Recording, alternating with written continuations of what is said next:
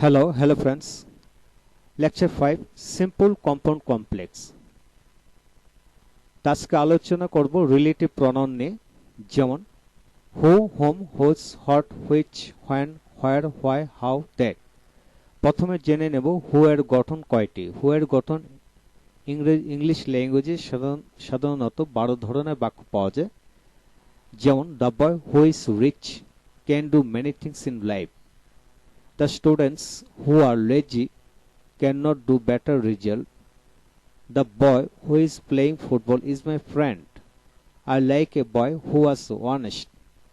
I saw my friend who was playing football. I have a boy who is coming from Dhaka. He is a teacher who teaches in a college. There are many boys in the field who are playing now. There are some teachers in our college who are well trained in English. Mr. Khan, who is a teacher, teaches in a college.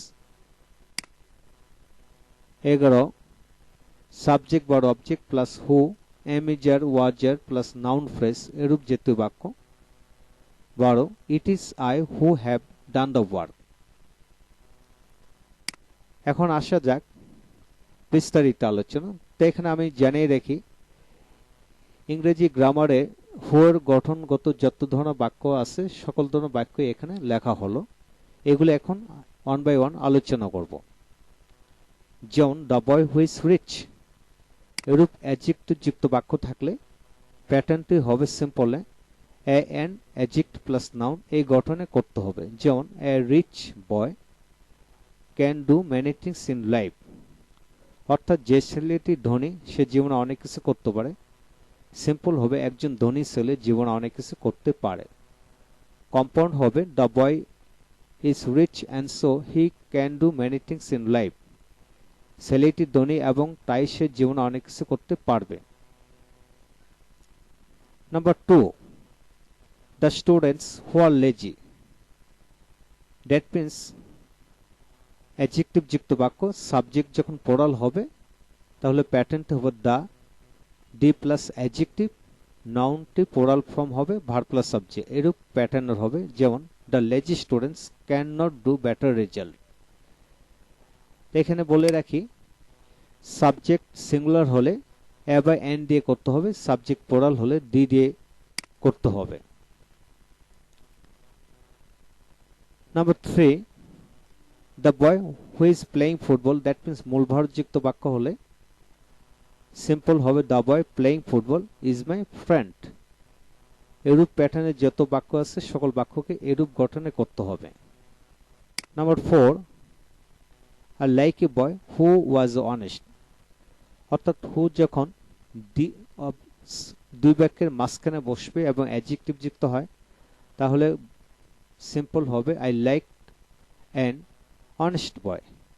That means simple pattern হবে subject বার a an the plus adjective plus noun, এরূপ গঠনে বাক্য গঠন করতে হবে, simple করতে হবে। Number 5, I saw my friend who was playing football. I saw my friend playing football, অর্থাৎ হু এর পরে যখন মূল ভার্ব থাকবে তাহলে মূল ভার্বের সাথে এনজি যুক্ত করে করতে হবে। এখানে যে কোনো টেন্সেরই বাক্য হতে পারে, উক্ত বাক্য টোটাল মূল ভার্বের সাথে এনজি যুক্ত করে করতে হবে। Number 6, I have a boy who comes from Dhaka. I have a boy coming from Dhaka, অর্থাৎ have a said যুক্ত বাক্যের ক্ষেত্রে এরূপ গঠনে যত বাক্য থাকবে সবগুলো বাক্যকে এনজি যুক্ত করে নিচে নামাতে হবে। Number 7, he is a teacher who teaches in a college. He is a teacher teaching in a college, অর্থাৎ এরূপ নাউন বিশিষ্ট বাক্য থাকলে এবং এরপরে হু প্লাস মূল ভার্ব থাকলে এরূপ গঠনে সিম্পল করতে হবে। Number 8, there are many boys in the field, অর্থাৎ দেয়ার বিশিষ্ট বাক্যের ক্ষেত্রে হু আর প্লেইং নাও,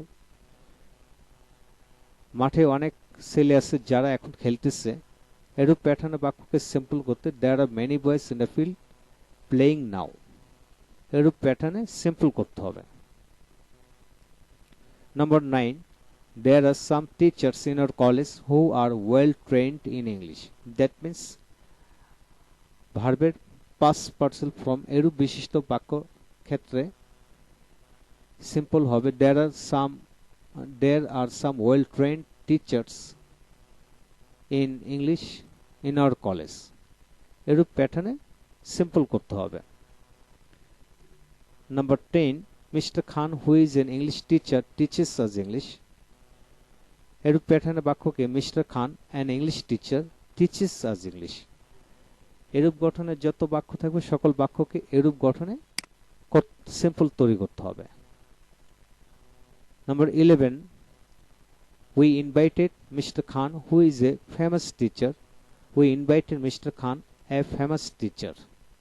এরূপ প্যাটার্নের যত বাক্য থাকবে সকল বাক্যকে সিম্পল করতে এই গঠনে করতে হবে।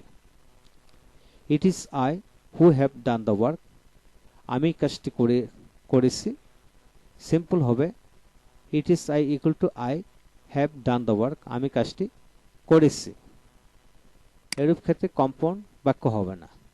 হাই ফ্রেন্ডস, ওপরে নিয়মের আলোকে প্রতিটা বাক্য এইভাবে করে ফেলুন। ঠিক তেমনি সিম্পল হুয়ার ব্যবহারের ক্ষেত্রে সিম্পলের ক্ষেত্রে 12 ধরনের বাক্য পাওয়া যায়।